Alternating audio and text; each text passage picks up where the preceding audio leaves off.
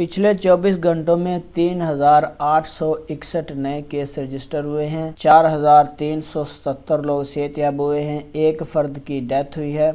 बिस्मिल्लाहिर्रहमानिर्रहीम। अस्सलाम वालेकुम वरहमतुल्लाहि वबरकातुहू। टीवी में आपको खुशामदीद कहता हूँ। आज 1 फरवरी 2022 ट्यूसडे का दिन है। मैं आपके साथ पिछले 24 घंटों की कोरोना की डेली रिपोर्ट शेयर करूंगा। पिछले 24 घंटों में 3,861 नए केस रजिस्टर हुए हैं। 4,377 लोग सेहतयाब हुए हैं।